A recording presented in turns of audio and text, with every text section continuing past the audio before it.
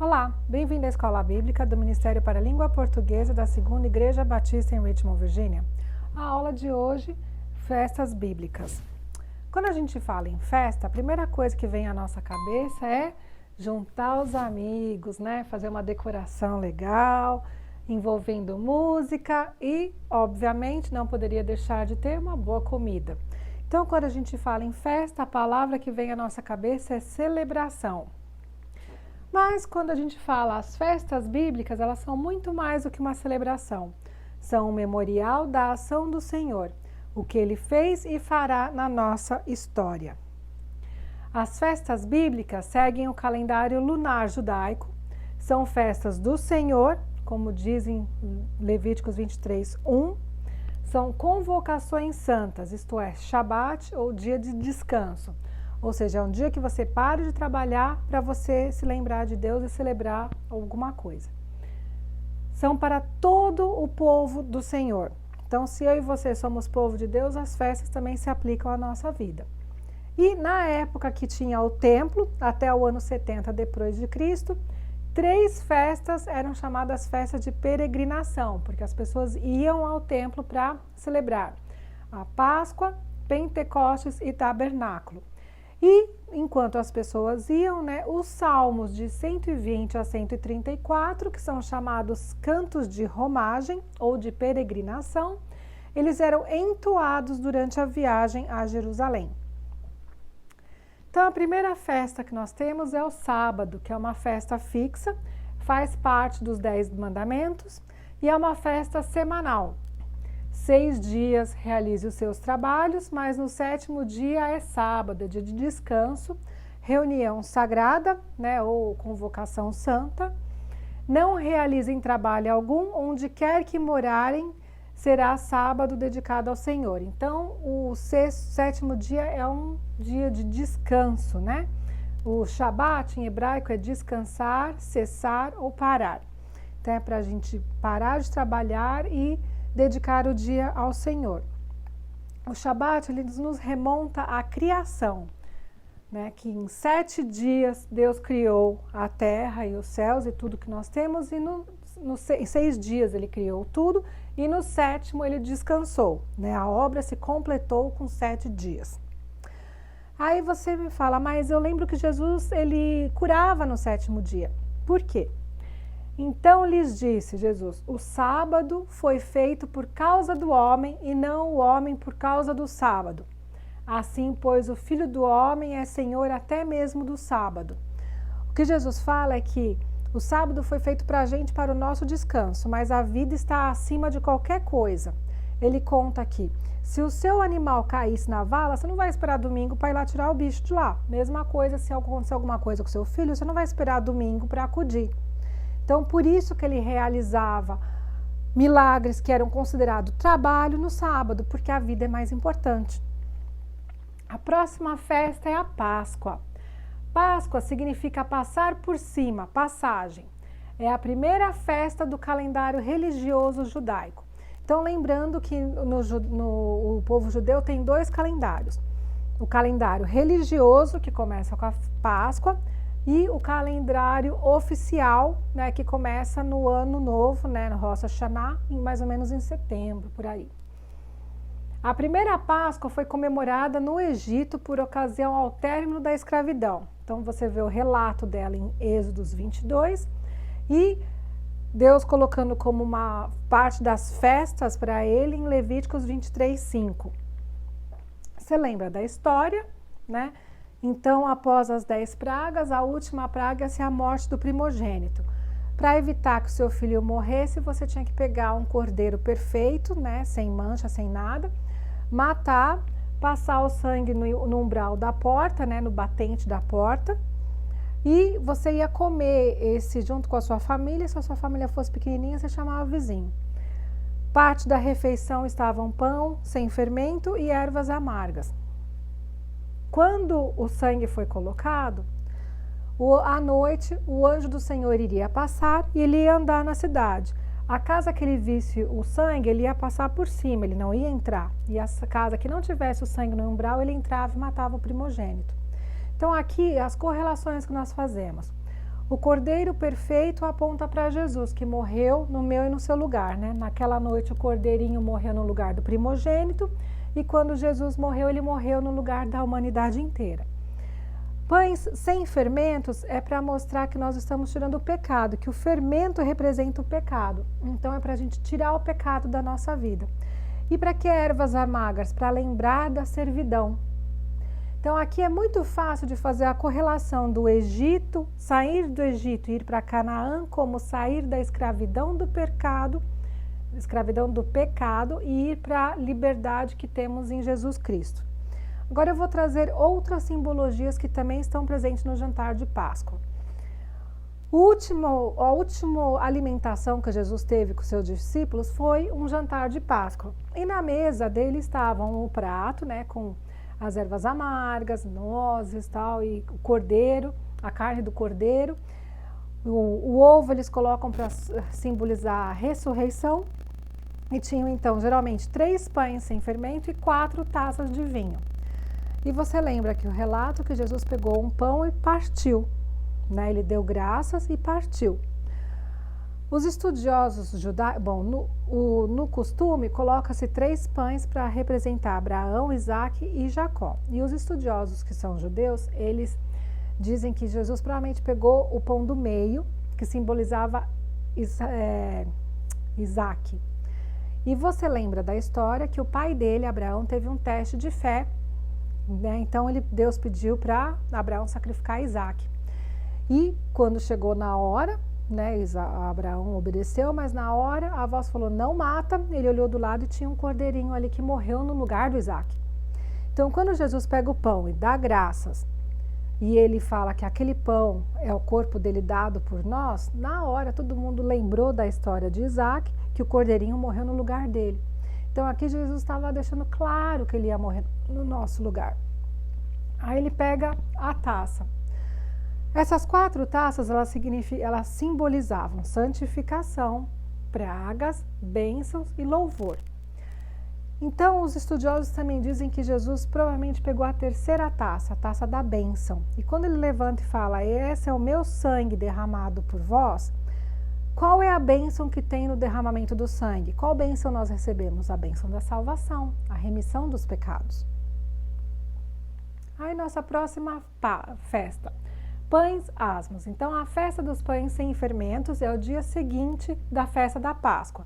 E então é comemorado 7 dias e todo o fermento deve ser retirado da alimentação e da casa durante esses 7 dias.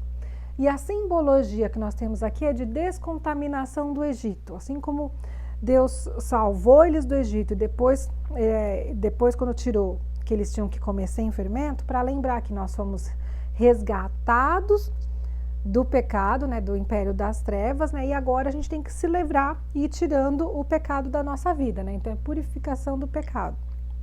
Nós sabemos que isso é um processo. Seguinte vem as festas das primícias. Então é o 7º dia da festa dos pães asmos. Quando acaba a festa dos pães asmos, você celebra então as primícias. Nessa festa celebra-se a primeira safra daquilo que é plantado e colhido no mesmo ano. Por exemplo, o trigo. Não se refere ao dízimo e Deus requer de nós um coração quebrantado. É isso que a festa nos mostra. Como João Batista, que pregava, que foi a voz que pregou antes de Jesus, e Jesus pregava, qual que era a pregação deles? Arrependam-se porque é chegado o reino de Deus. Então, qual que é a correlação que nós fazemos da festa das primícias com a nossa vida cristã? O primeiro fruto do convertido é o arrependimento. E não só isso, mas nós mesmos que temos os primeiros frutos do Espírito, gememos interiormente, esperando ansiosamente a nossa adoção como filhos, a redenção do nosso corpo. Romanos 8, 23. Mas, de fato, Cristo ressuscitou dentre os mortos, sendo as primícias dentre aqueles que dormem. Então, a festa das primícias nos mostra 2 coisas. Que nós temos os frutos do Espírito, né? Então, a gente tem que mostrar, né? Qual é o primeiro fruto, o fruto do arrependimento, e depois a gente vai desenvolvendo nos frutos do Espírito, que está lá em Gálatas e você checa depois. E o fato de Jesus ter ressuscitado. Então, ele foi o primeiro que ressuscitou. né? E nós vamos ressuscitar também, né, quando ele voltar. Seguinte, a festa de Pentecostes, que é celebrada 50 dias após o sábado das primícias. No deserto foi quando o povo de Israel recebeu a Torá e em Jerusalém quando os apóstolos estavam reunidos e receberam o Espírito Santo, né? Que veio como flâmula de fogo nas duas ocasiões. Aqui na Torá, todo mundo escutou a voz de Deus, cada um no seu idioma. E aqui, quando eles estavam reunidos, os judeus que tinham vindo para Jerusalém por ocasião da festa de Pentecostes, que era uma festa de peregrinação, escutaram a mensagem do Evangelho, né, que Jesus ressuscitou, cada um na sua língua mãe, né? O capítulo 2 de Atos descreve isso, né? Se não me engano, são 17 idiomas que foram falados ali. E após, nesse evento, então, Pedro se levanta, explica o que está acontecendo, né? Ele faz uma pregação que resulta em 3.000 convertidos. Então, essa festa de Pentecostes, ela reflete o crescimento espiritual. Não há cerimônia litúrgica para essa festa, apenas orações, uma vez que as ofertas foram todas cumpridas em Jesus. Segue-se então a festa das trombetas, que é o primeiro dia do 7º mês, que aqui é marcado o início do ano, né? Que é o calendário oficial, então. Lembra que eu falei que tem 2 calendários, o religioso e o oficial? Então, o oficial inaugura-se com a festa das trombetas. A festa é caracterizada pelo dia do descanso, né, que é um sábado, e o toque da trombeta. Então, só para a gente, um detalhe, o sábado, tanto é o 6º dia da semana, como a gente fala, domingo, segunda, terça, quarta, quinta, sexta, sábado, como é considerado o sábado o dia em que essas festas caírem. Se a festa cai numa quinta-feira, aquela quinta-feira é chamada de sábado, né? Então, em hebraico se fala o Shabat, porque é um dia de descanso. Só para a gente lembrar disso. Por isso que está falando aqui que é um sábado, porque a festa ela pode cair em outro dia da semana que não o sábado, né, dos 7 dias. A tradição judaica diz ser o aniversário da criação e o tocar da trombeta é o convite ao casamento do noivo. Então essa é uma festa que ela mostra que o Messias virá para o encontro com a noiva. Então essa é uma festa muito profética. A gente tem que lembrar que Israel também foi prometido como noiva do Senhor e que nós somos enxertados e todo aquele que faz parte do povo de Deus agora compõe a noiva do Senhor, que a gente chama de igreja. E Paulo fez referências quando ele escreveu 1 Tessalonicenses 4, 16 a 28 e 1 Coríntios 15, 52, que ele fala que o nosso encontro com Jesus nos ares só se dará depois da última trombeta. Aí segue o dia do perdão, né, o Yom Kippur. O dia do perdão é celebrado no 10º dia após o Ano Novo, que é a festa das trombetas. É um dia de arrependimento. Então, a celebração é feita por um jejum absoluto de 24 horas e orações de arrependimento pelos pecados pessoais e coletivos da humanidade. O clamor por arrependimento reconhece o papel do Messias que morreu em nosso lugar. Se alguém quiser conhecer o bode expiatório, deve primeiro conhecer quem morreu aos 33 anos.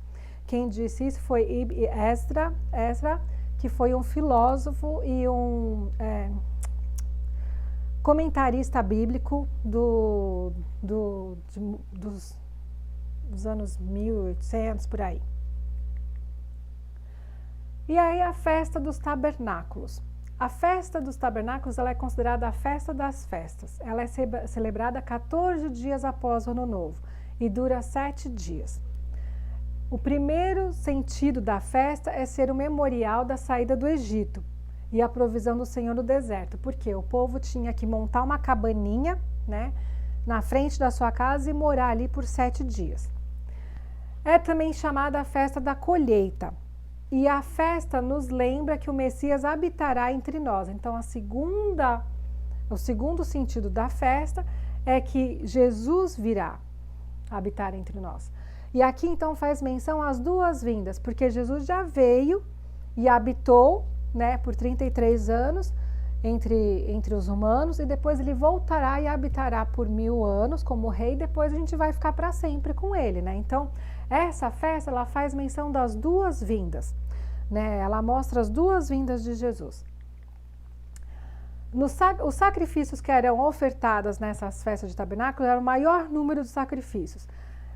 Eram sacrificados ao todo, durante os 7 dias, né?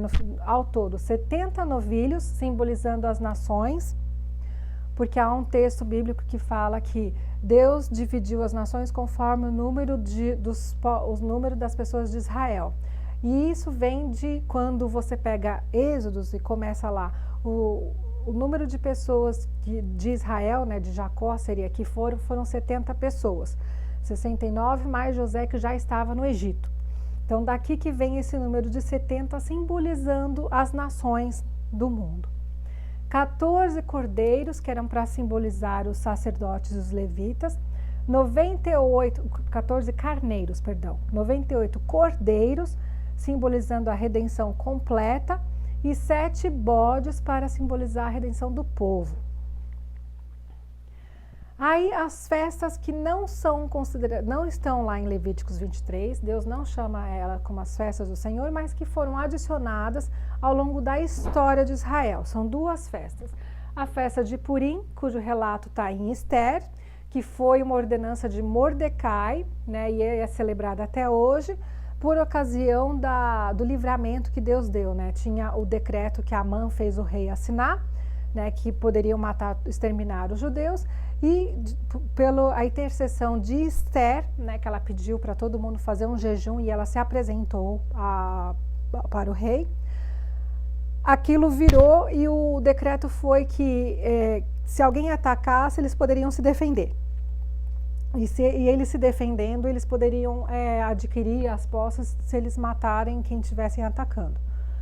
Então essa foi a festa de Purim. Pur significa sorte, porque o decreto foi tirado a sorte qual dia seria o dia do extermínio, né? Por isso veio o nome Pur, que é Purim, tá? Era de persa. E a outra festa é a festa de Hanukkah, ou a festa das luzes, onde aconteceu o milagre do candeeiro que fica lá no templo, fica aceso por 7 dias e tinha óleo suficiente para 1 dia. Então, durante todo o tempo de preparação que o óleo demorava, o candeeiro ficou aceso. Então, isso foi um milagre. Isso está relatado no livro de Macabeus, que é um livro apócrifo, e faz parte, então, da fase onde os macabeus expulsaram os gregos lá de Israel e repurificaram e reconsagraram o templo. Então, o que a gente aprende com as festas? Com as festas, aprendemos que o Senhor é soberano sobre a história. As festas apontam ao Messias, que foi revelado na pessoa de Jesus. Amém?